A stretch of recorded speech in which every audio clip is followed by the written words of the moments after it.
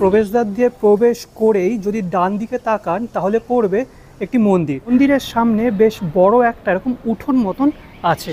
যেমন দক্ষিণ ভারতের স্থাপত্য শৈলী হয়, সেই স্থাপত্য শৈলীর আদলেই এই মন্দিরের চূড়াটা তৈরি হয়েছে। গর্ভগৃহের সামনে যদি উপরের দিকে তাকান তাহলে চোখে পড়বে ভগবান বিষ্ণুর 10 অবতার। আজকে আপনাদের সামনে উপস্থাপন করতে চলেছি খাস হাওড়ায় এক টুকরো দক্ষিণ ভারত।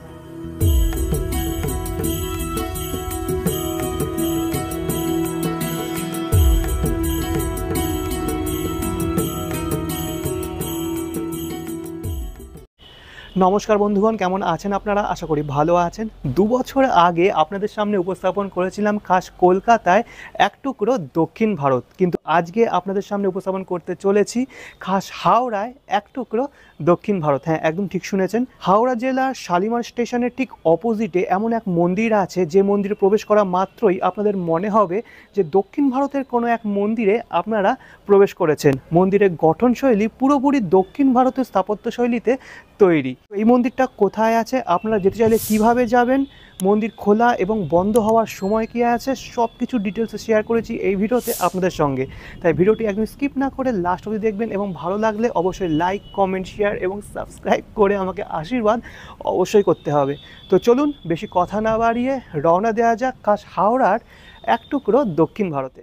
আজকের গন্তব্যস্থল হলো শ্রী শ্রী ভেঙ্কটেশ্বরা তিরুপতি মন্দির। বর্তমানে দাঁড়িয়ে আছি হাওড়া মেট্রোর একদম বাইরে।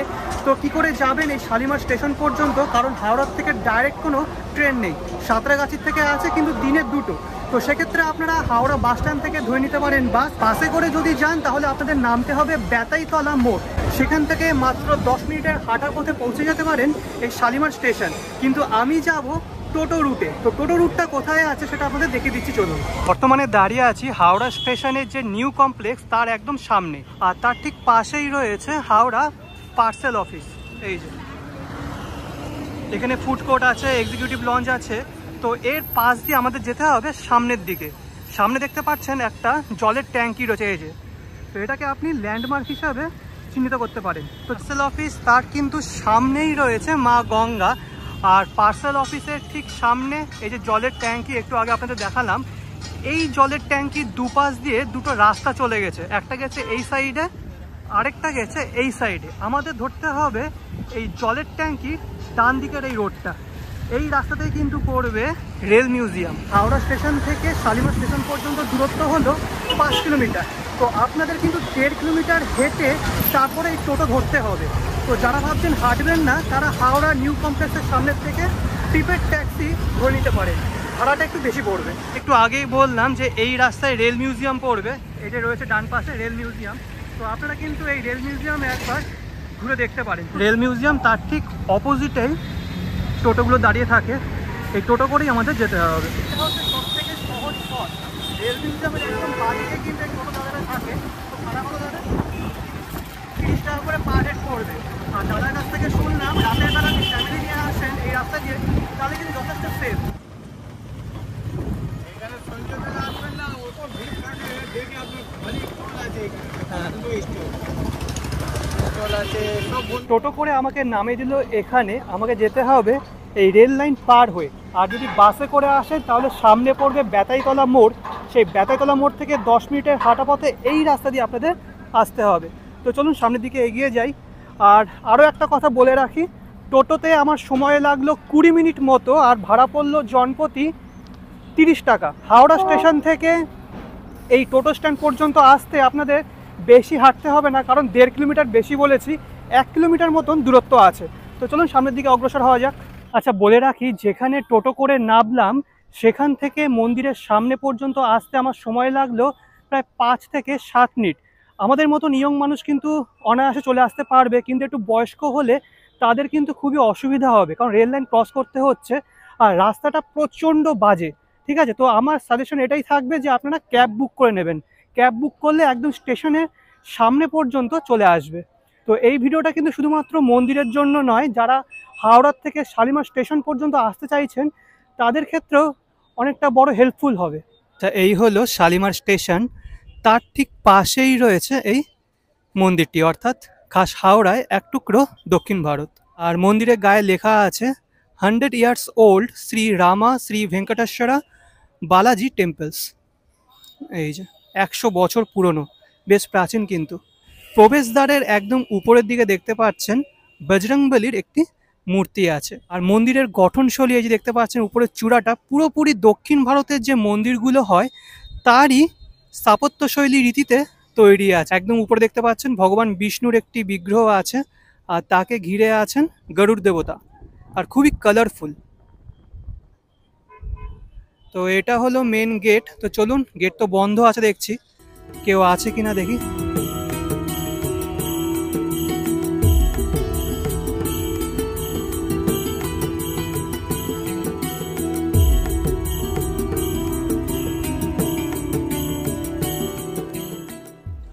আচ্ছা, ঘড়ি কাঁটায় এখন বাজে প্রায় 5টা, আর দেখতে পাচ্ছেন মন্দিরের যে দুয়ার সেটি খুলে দেওয়া হয়েছে। তো চলুন এবার ভিতরে প্রবেশ করা যাক।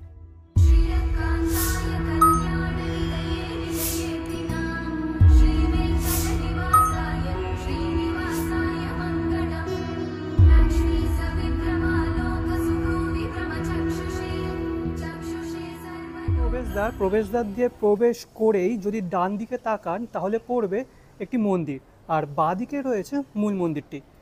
ডান দিকে যে মন্দিরটি আছে এটি হলো শিরডি সাই বাবার মন্দির। শ্রী সাই বাবার একটি ছোট বিগ্রহ আছে, আর যে বেদিতে তিনি অধিষ্ঠান করছেন সেটি কিন্তু খুব সুন্দর। এই যে শ্বেত পাথর দ্বারা নির্মিত। তো এটি ছিল শিরডি সাই বাবার মন্দির। এই মন্দিরের ঠিক পিছন দিকে আরও 3টি মন্দির আছে, আর মন্দিরের সামনে বেশ বড় একটা এরকম উঠোন মতন আছে। প্রথম যে মন্দিরটা আছে সেই মন্দিরের সামনে এটি যজ্ঞকুণ্ড, আর এটি খুব সম্ভবত নবরত্ন মন্দির। হ্যাঁ, কোষ্ঠী পাথর দ্বারা নির্মিত নবরত্ন বিগ্রহ, খুব সুন্দর। একটা এরকম কালো মার্বেল পাথরের যে বেদি তার উপর এই নবরত্নের বিগ্রহ বিরাজমান। তো এটি ছিল নবরত্ন মন্দির। তার ঠিক পাশে আছে পঞ্চমুখী হনুমানজির মন্দির, এই যে। আর উপরে কিন্তু নামটা লেখা রয়েছে, দেখতে পাচ্ছেন, শ্রী পঞ্চমুখী অঞ্জনানেয়া টেম্পল। তো সাউথের দিকে কিন্তু বজরংবলীকে এই নামেও অভিহিত করা হয়। বজরংবলীর যে বিগ্রহ সেটিও কিন্তু কোষ্ঠী পাথর দ্বারা নির্মিত, আর সম্পূর্ণ আলাদা। অ্যাকচুয়ালি সাউথ ইন্ডিয়ায় যে ধরনের বিগ্রহ আমরা দেখতে পারি সেই আদলেই কিন্তু এই বিগ্রহগুলো তৈরি করা হয়েছে। আর তার সামনে দেখতে পাচ্ছেন খুব সম্ভবত এটি অষ্টধাতু বিগ্রহ, এটিও কিন্তু পঞ্চমুখী হনুমানজি। আর তারও পাশে আছে বজরংবলীর একটি বিগ্রহ। পঞ্চমুখী হনুমানজির এই যে মন্দির তার ঠিক পাশে আছে শ্রী শ্রী লক্ষ্মী মাতার মন্দির, এই যে, খুব সুন্দর। তো যেমনটা বলছিলাম, সম্পূর্ণ বিগ্রহ বা সবকটি বিগ্রহ কিন্তু এরকম সাউথ ইন্ডিয়ান আদলে তৈরি আছে।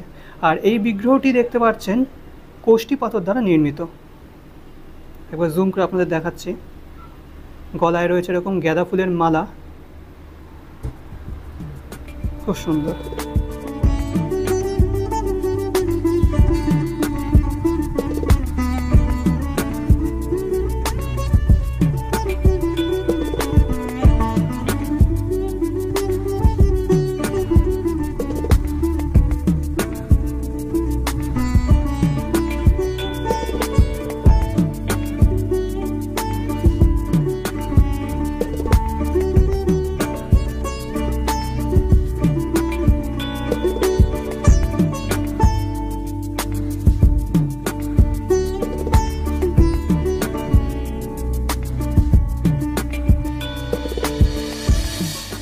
মন্দিরে থাকা যে বিগ্রহগুলি আছে সেগুলি আপনাদের দেখালাম। এবার চলুন আপনাদের দেখিয়ে দিচ্ছি মন্দিরের গঠনশৈলী, যা এক কথায় অপূর্ব। পঞ্চমুখী হনুমানজির মন্দির, আর এই মন্দিরের উপরের চূড়াটা একেবারে অনবদ্য। ঠিক যেমন দক্ষিণ ভারতের স্থাপত্যশৈলী হয় সেই স্থাপত্যশৈলীর আদলেই এই মন্দিরের চূড়াটা তৈরি হয়েছে। প্রথমেই বলি, খুবই কালারফুল। যদি একদম উপরে তাকান তাহলে পাবেন বজরংবলী, অর্থাৎ পঞ্চমুখী বজরংবলীর সেই বিগ্রহ।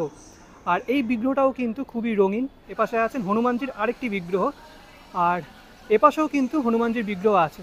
তো মন্দির জুড়ে, মানে মন্দিরের চূড়াটা জুড়ে রয়েছে বজরংবলীর বিগ্রহ। এই যে চারিপাশে বজরংবলী রয়েছেন। আর এই যে বজরংবলীর বিগ্রহগুলো দেখতে পাচ্ছেন এগুলো কিন্তু খুবই কালারফুল। কোনোটা এরকম গোলাপি বর্ণের, আবার কোনোটা এরকম সবুজ বর্ণের। আর বজরংবলীর মন্দিরে যেমন গঠনশৈলী দেখলেন, মা লক্ষ্মীর যে মন্দির তার উপরে চূড়াটাও কিন্তু ব্যতিক্রম নয়। ঠিক যেমনটা দেখেছিলাম যে বজরংবলীর মন্দিরের উপরে সমস্ত জায়গায় আছেন বজরংবলীর বিগ্রহ, ঠিক তেমনই মা লক্ষ্মীর মন্দিরের উপরের চূড়ায় আছেন মা লক্ষ্মীর বিগ্রহ।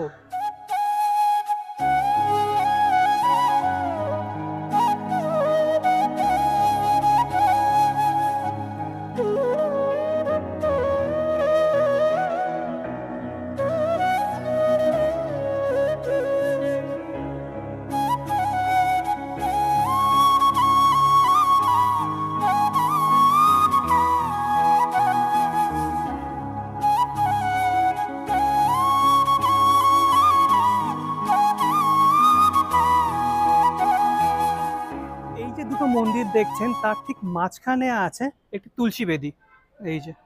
আর তুলসী বেদী যেটি আছে সেটি কিন্তু বেশ প্রাচীন, তার গঠনশৈলী দেখেই বোঝা যাচ্ছে।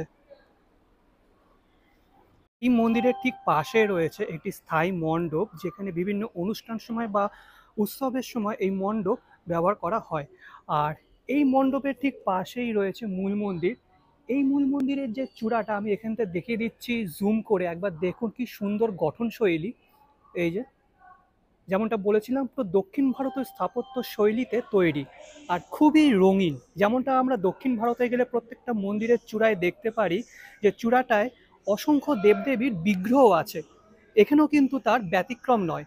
একদম জুম যদি করি তা দেখতে পারবেন একদম মাঝখানে আছেন ভগবান বিষ্ণু, তাকে ঘিরে আছেন গরুড় দেবতা। আর এ পাশে দেখতে পাচ্ছেন আছেন শ্রীরাম। শ্রীরামের উপরেও আছে অনেক দেবদেবীর বিগ্রহ। তো এরকম চূড়াটা সমগ্র বিগ্রহ দিয়ে সাজানো আছে। চলুন মন্দিরের ভিতরে প্রবেশ করা যাক। আর উপরে দেখতে পাচ্ছেন লেখা আছে শ্রী রামা শ্রী ভেঙ্কটেশ্বরা বালাজি মন্দির, 1922 সালে স্থাপিত হয়েছিল। তো বুঝতেই পারছেন কত প্রাচীন এই মন্দির। স্বাধীনতার আগে কিন্তু এই মন্দির স্থাপন করা হয়েছিল। আর বর্তমানে আমি প্রবেশ করে গেছি মূল মন্দিরের একদম ভিতরে, আর ভিতরটা কিন্তু জাস্ট অসাধারণ। সামনেই রয়েছে গর্ভগৃহ, তো চলুন দেখিয়ে দিচ্ছি আপনাদের।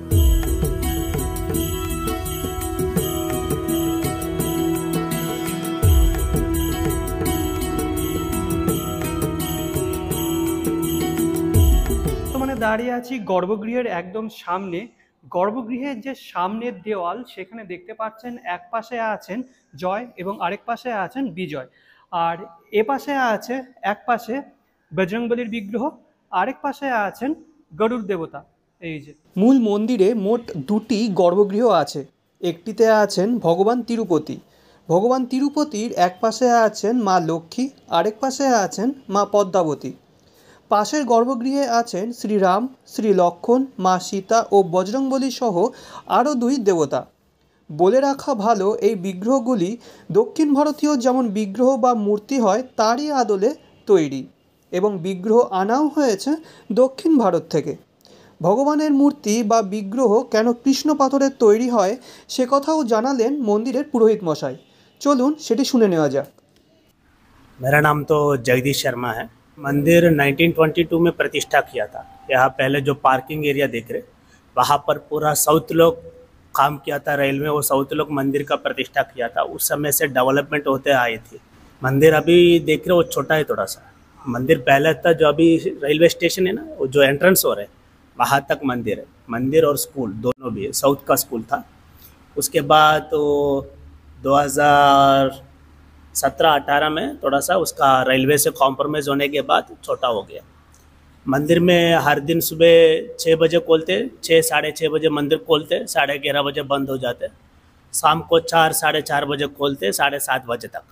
शनिवार रविवार 12 बजे तक रहेगा, रात को 8 बजे तक रहेगा।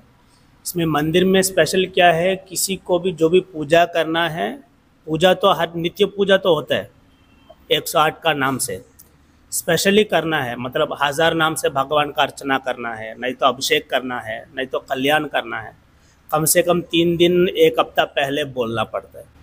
दूसरा चीज़ है, भगवान का हर उत्सव इधर होता है। मतलब सनातन धर्म से नया साल शुरू होते हैं। हम लोग को पूरा साउथ का नियम से चलता है। जैसे अक्षय तृतीया में नॉर्मल पूजा चलता है इधर, और 27 को वैशाख पहला अमावस्या बोलते हैं चैत्र मास का, आम का पूजा ज़्यादा करते हैं, उस समय भी इधर पूजा चलता है। और मेरा बड़ा पूजा नवंबर कार्तिक महीना में 5 दिन उत्सव होते हैं, ब्रह्मोत्सव बोलते हैं उसका। जैसे तिरुमला में भगवान का उत्सव होता है, ऐसे 5 दिन भगवान का उत्सव होता है। और जो अभी मूर्ति देख रहे हैं ना जी, ये पूरा पत्थर का है। बहुत लोग सोचते हैं काला पत्थर क्यों रखा है। नियम क्या है, हर चीज़ का एक संप्रदाय रहता है। तो वैष्णव सनातन धर्म संप्रदाय में क्या होता है, एक पानी में रहने वाला को पत्थर को बाहर निकाल के उसका मूर्ति बनाते हैं। आप अभी देखिए अयोध्या में राम जी को बनाया है पूरा काला का मूर्ति। वो पानी में पहले रहना चाहिए, कम से कम 50, 25, 15, 100 साल ऐसे पानी में रहने वाला को बाहर निकाल के उसका नियम से उपवास रह के मूर्ति बनाते हैं। उसमें क्या होते हैं, अपना शरीर में देखेगा तो बहुत होल्स रहते हैं, उसी का अंदर से बाल आता है छोटा छोटा। पानी में रहने वाला पत्थर को भी बहुत होल्स रहते हैं, हज़ारों होल्स होते हैं। आप मंत्र बोलने समय वाइब्रेशंस आते हैं, कोई भी आप ये साउंड वाइब्रेशन बहुत साइंटिस्ट लोग किया था। ओमकार बोलने समय कौन सा वाइब्रेशंस आते हैं, क्या पॉजिटिव एनर्जी आते हैं, आप गूगल में भी सर्च कर सकते हैं। उसमें क्या होते हैं, जो मंदिर देखा है तो गर्भालय में कोई दरवाज़ा नहीं रहता है, विंडोज़ कुछ नहीं रहते, खाली मेन दरवाजा एक ही रहता है। ये किस चीज़ के लिए कारण रहता है, मंत्र से जो पॉजिटिव एनर्जी आते है वो मूर्ति ऑब्जर्व करते हैं, वो एनर्जी बाहर नहीं जाना चाहिए। इसलिए आपका केव्स के अंदर जाएगा तो एक बार आवाज़ देने से पूरा आवाज़ आता है केव में जाएगा तो, क्योंकि जाने का रास्ता नहीं है, केव का अंदर से हवा आता है, वो हवा घुमा के आपके पास आता है। ऐसे मूर्ति ऑब्जर्व करने समय क्या होता है, बहुत लोग नियम क्या बोलते हैं, मंदिर को परिक्रमा करना चाहिए, परिक्रमा करने के बाद मंदिर के अंदर जाके दर्शन करना पड़ता है। परिक्रमा किस चीज़ के लिए करना है, परिक्रमा करने समय भगवान का पीछे जाएगा तो अपना हाथ एकदम भगवान का सामने आ जाएगा, 2 फुट का सामने आ जाएगा। यहाँ से देखेगा तो थोड़ा सा भगवान दूर है, आप परिक्रमा कर लीजिए, अपना पीछे भगवान आ जाते हैं। उसमें क्या होते हैं, मंदिर प्रतिष्ठा करने समय मूर्ति का नीचे एक यंत्र स्थापित होता है। वो यंत्र आपको कॉपर का होता है, उसमें मेरकुरीन, सोना, ये सब कुछ मिला के मूर्ति प्रतिष्ठा होता है। नहीं तो स्वयंभू है, हर दिन पूजा करने का वजह से उसका एनर्जी आता है, वो एनर्जी आप फील हो सकते हैं भगवान का पीछे। इसलिए मंदिर का परिक्रमा करो, मंदिर में दर्शन करो, ये नियम से बोलते हैं। গর্ভগৃহের সামনে যদি উপরের দিকে তাকান তাহলে চোখে পড়বে ভগবান বিষ্ণুর 10 অবতার।